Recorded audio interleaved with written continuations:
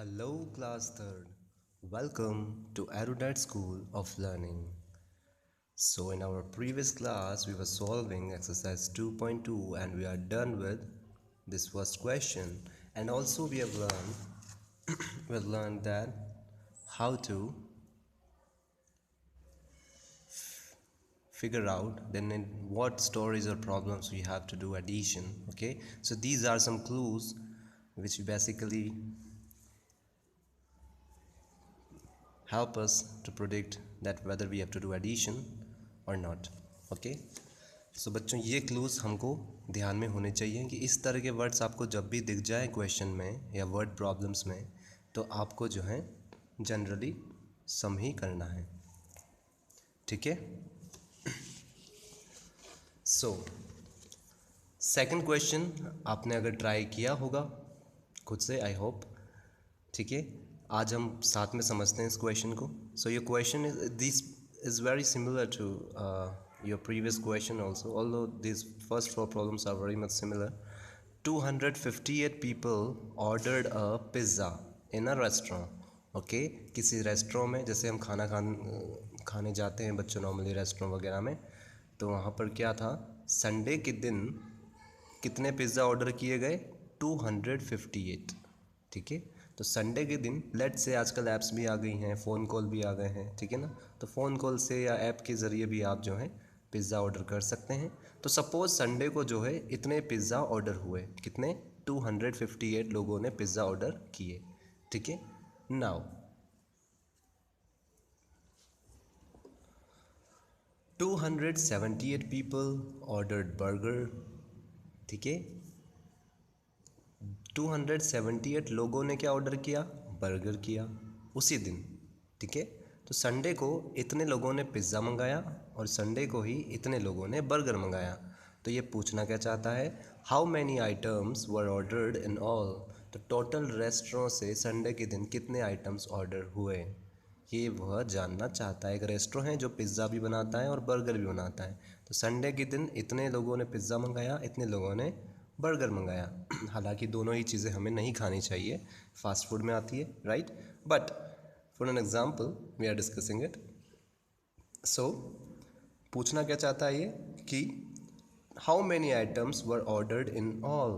फिर से ये वर्ड आ गया बच्चों, इन ऑल, और हमको क्लू मिल गया हमारा. कौन सा वाला क्लू? जो हमने लास्ट क्लास में सीखा था कि अगर इन ऑल हमको कहीं दिख जाए, ININALL ऑल, ये कहीं पे दिख जाए तो हमें समझ जाना है कि जनरली हमें ऐसे क्वेश्चंस में क्या करना होता है, एडिशन. तो अगर हमारी थोड़ी इंग्लिश वीक भी है तो भी इस तरह के वर्ड्स की हमको हमेशा तलाश रहती है, ताकि हम देखते ही समझ जाएं कि हमें क्या करना है, प्लस करना है. क्योंकि हमको क्या निकालना है, उस दिन टोटल कितने आइटम ऑर्डर हुए. टोटल आइटम कैसे निकालेंगे?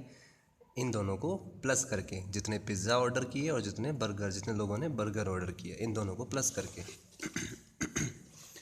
सो सबसे पहले बच्चों आपको क्लास वर्क एंड डेट डालनी है ना आज की. उसके बाद आपको सॉल्यूशन टू, SOL मतलब सॉल्यूशन, पहले सॉल्व करेंगे फिर आंसर निकालेंगे. ठीक है, इसलिए SOL डॉट फिर टू. SOL हम शॉर्ट में लिखते हैं सॉल्यूशन के लिए. ठीक है, उसके बाद हम क्या करेंगे, लैंग्वेज लिखेंगे. Number of people ordered pizza. ठीक है, कितने लोगों ने पिज़्ज़ा मंगाया था हमको क्वेश्चन में ऑलरेडी दे रखा है. 258 लोगों ने क्या मंगाया था? पिज़्ज़ा मंगाया था. तो हमने लिख दिया number of people ordered pizza is equals to 258. And number of people ordered burger, burger कितने लोगों ने मंगाया था? 278. ठीक है, अब हमको पता तो लग गया इन ऑल वर्ड आया है, मतलब हमें प्लस करना है ना. अगर हम ऐसे नहीं समझ पा रहे कि इंग्लिश को, तो हम इन दो वर्ड्स के ज़रिए भी पहचान सकते हैं कि हमें प्लस ही करना है. तभी तो हमको पता लगेगा कि कितने आइटम्स ऑर्डर हुए थे उस दिन टोटल. ठीक है ना, पिज़्ज़ा और बर्गर को मिला के. ठीक है, तो जब हम मिलाएंगे तो मतलब प्लस करेंगे. ठीक है, तो सबसे पहले हमने 258 लिख लिया. ठीक है बच्चों, डिजिट्स के बीच में आपको गैप प्रॉपर मेंटेन करना है बच्चों, पास पास नहीं लिखना है. ठीक है, कई बार इस वजह से भी हमसे काफ़ी गलतियां हो जाती हैं, है ना. दूर दूर लिखिए, अच्छे से साफ साफ, स्पेस का प्रॉपर यूटिलाइजेशन कीजिए. मैंने यहाँ पे प्लस क्यों नहीं किया? क्योंकि फिर हमारा गंदा हो जाता पूरी लैंग्वेज जो है लिखते, इसीलिए, ताकि आपको डिजिट के बीच में प्रॉपर स्पेस मिल सके और आपका एडिशन पार्ट अच्छा हो सके. ठीक है, तो हम अलग से प्लस करेंगे इसको. 8 में 8 प्लस करना है. ठीक है बच्चों, इसकी भी एक ट्रिक होती है. क्या होती है? जब भी सेम नंबर को जितनी बार हम प्लस करते हैं उतनी बार उसकी टेबल बोलते हैं। क्या मतलब हुआ इसका? मान लो मुझे 2 में 2 प्लस करना है, तो एक तरीका तो मेरे पास क्या है, पहले 1 2 एक नंबर को काउंट कर लो, दूसरे वाले के बाद से काउंटिंग बोलो। 1 2 दोनों इक्वल हैं, कोई छोटा नहीं है इसमें से, तो कोई सा भी 2 काउंट कर लो, उसके बाद नेक्स्ट 2 से काउंटिंग बोलो। 3 4, एक तरीका तो ये है, तो 4 आंसर आया। दूसरा तरीका क्या है बच्चों? जब भी हम सेम नंबर को, क्या बोल रहा हूँ मैं, सेम नंबर मतलब दोनों तरफ 2 है, को जितनी बार प्लस करते हैं, इसका मतलब होता है हम उसकी टेबल उतनी ही बार बोल रहे हैं। तो अगर हम 2 की टेबल 2 टाइम्स बोलेंगे तो भी क्या आएगा, 2 2 जा 4, क्योंकि 2 बार ऐड हो रहा है। अगर 2 3 बार ऐड होता तो 2 2 2, तो 2 की टेबल 3 बार बोलते हैं। 2 1 जा 2, 2 2 जा 4, 2 3 जा 6। ठीक है, तो जब भी आप देखें कि सेम नंबर जितनी बार भी लिखा हुआ है प्लस में, केवल केवल प्लस में, ठीक है, उतनी बार उसकी टेबल बोल दो, है ना। काउंट करने में हमारा टाइम जाएगा, टेबल हमको याद है तो हम जल्दी से बोल पाएंगे। 3 2 बार लिखा हुआ है तो 3 की टेबल 2 टाइम्स बोलेंगे, 3 2 जा 6, और अब आप इस तरह से 3 में 3 प्लस करेंगे तो आपका 6 ही आएगा।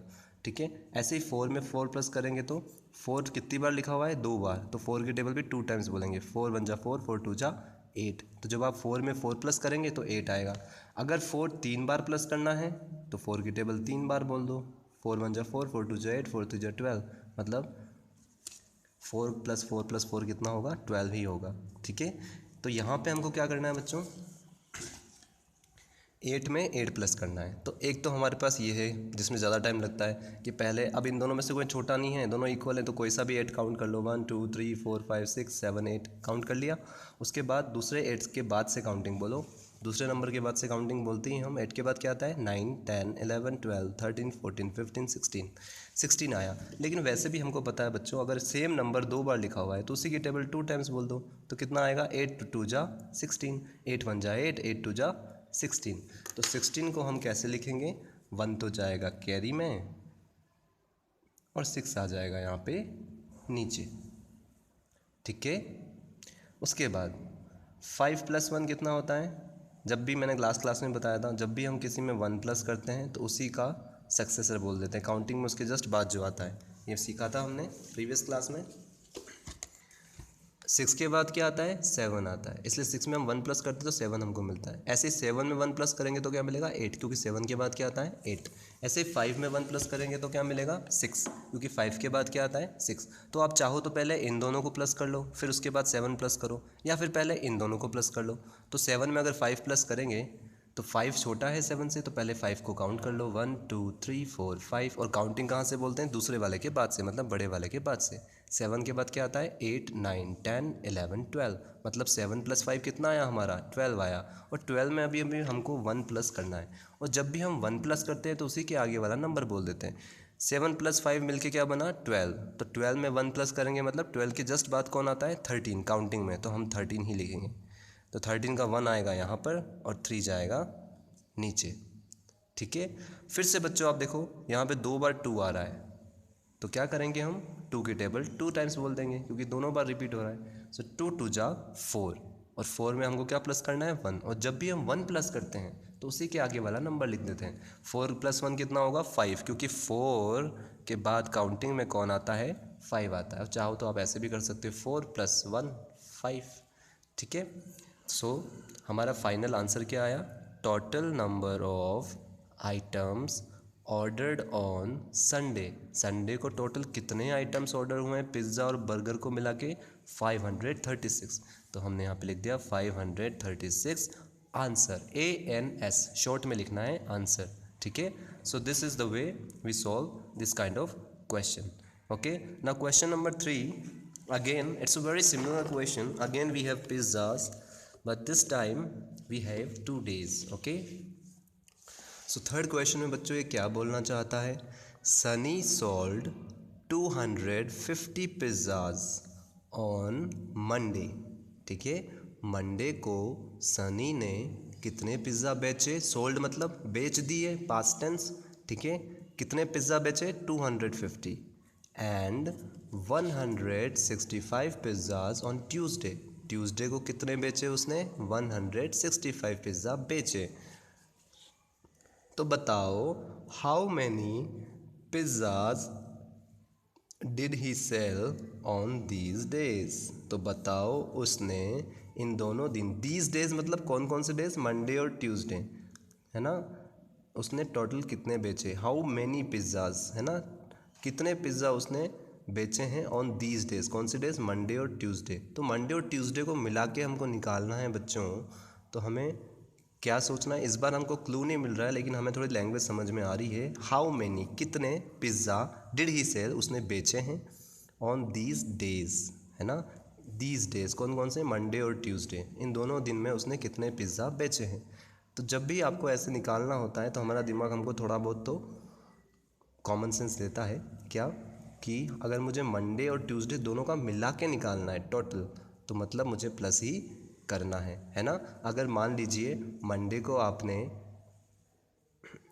इतने पिज़्ज़ा बेचे और ट्यूसडे को इतने बेचे, तो टोटल कितने बेचे, दोनों को प्लस कर लो तो हमारे पास क्या आ जाएगा, टोटल आ जाएगा। ठीक है, और ऐसे भी समझ सकते हो छोटा नंबर में डिवाइड करके, कि सपोज़ आपने,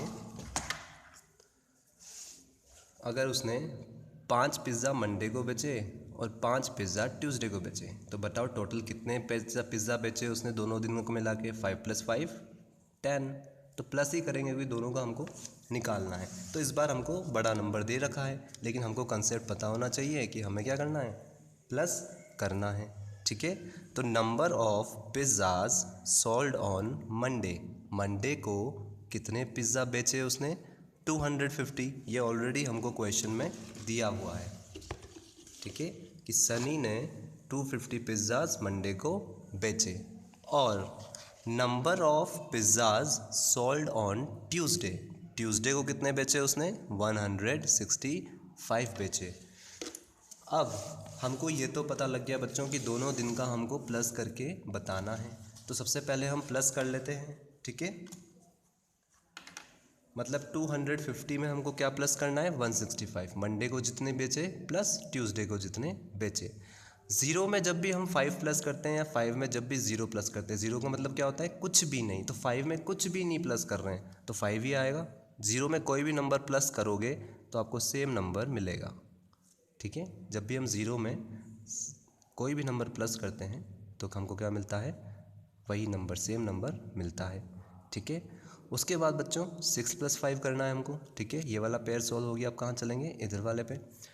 5 और 6 में कौन छोटा है, 5, तो पहले 5 को काउंट करो, 1 2 3 4 5, और फिर काउंटिंग कहाँ से बोलेंगे हम, 6 के बाद से। ठीक है, 6 के बाद क्या आता है, 7 8 9 10 11, यहीं तक काउंटिंग बोलनी थी क्योंकि हमारा 5 यहीं पे आया था, जहाँ थंब होता है वहीं तक काउंटिंग हम बोलते हैं। और ये नंबर बच्चों आपकी लाइफ में बार बार आएंगे, इससे अच्छा है इसको हम एक तरह से जितना हो सके कोशिश करें रट लें, जितनी हम प्रैक्टिस करें हमको याद हो जाएगा कि 6 + 5 जब भी आए हमेशा उसका सम कितना होता है, 11। अगर आप इसको याद रख लें तो आपका काम बहुत आसान हो जाएगा आने वाले क्वेश्चन, आने वाले चैप्टर्स में, आने वाली क्लासेस में, क्योंकि आपको ये पता रहेगा जब भी आप 6 + 5 देखोगे तो आप समझ जाओगे मुझे 11 ही लिखना है। तो ऐसे सम को बच्चों हम याद कर लेते हैं, रट लेते हैं एक तरह से, ताकि हमको बार बार काउंट ना करना पड़े, हमारा टाइम बच जाए। ठीक है, अब बच्चों हमारा काम बहुत ईजी हो गया है क्योंकि 2 1 हैं। ठीक है, तो 2 में अगर हम 1 प्लस करेंगे तो क्या आएगा, 3 आएगा, क्योंकि हम जब भी 1 प्लस करते हैं तो उसी के आगे वाला नंबर बोल देते हैं। 2 के बाद काउंटिंग में क्या आता है, 3, तो 2 + 1 3, और जब ये दोनों ने मिलकर 3 बना लिया है तो 3 में हमको सिर्फ कितना प्लस करना है, ये वाला 1, तो 3 + 1 कितना हो गया, 4। तो हमारा जो फाइनल आंसर है वो कितना आया, 415। आप चाहो तो बच्चों पहले ये वाला 1 और ये वाला 1 भी साथ में प्लस कर सकते हो, तो क्या बना लेंगे, ये 2, और तब इन दोनों ने मिलकर 2 बना लिया और ये ऑलरेडी 2 है, तो 2 2 जा 4 करके भी हम निकाल सकते हैं, तब भी हमारा आंसर 4 ही आएगा यहाँ पर। ठीक है, तो ये आपकी चॉइस है बच्चों, कौन सा पेयर आपको लेना है। ये चीज़ तभी पता लगती है जब आप खुद से अपने हाथों से सम करो और अपने दिमाग को समझाओ कि किस तरह से मैं कर रहा हूँ, है ना। तो उसी तरह से आप न्यू ट्रिक्स भी एक्सप्लोर करते हुए जाते हो। तो कोशिश कीजिए बच्चों आप यहाँ से कॉपी ना करें, खुद के हाथों से सॉल्व करें, बस प्लस ही तो करना है। ठीक है, तो एक बार रफ कॉपी में खुद से प्लस कर लीजिए। ठीक है, कोशिश कीजिए लैंग्वेज को समझने की, है ना। थोड़ी बहुत इंग्लिश में भी हमको वर्कआउट अप करना होगा, हम 3rd क्लास में आ गए हैं। तो हमसे पूछा गया था बच्चों टोटल पिज़्ज़ा कितने बिके दोनों दिन के मिला के, तो हम लास्ट में आंसर लिखेंगे total pizzas sold in both the days, कौन कौन से डेज, मंडे और ट्यूसडे।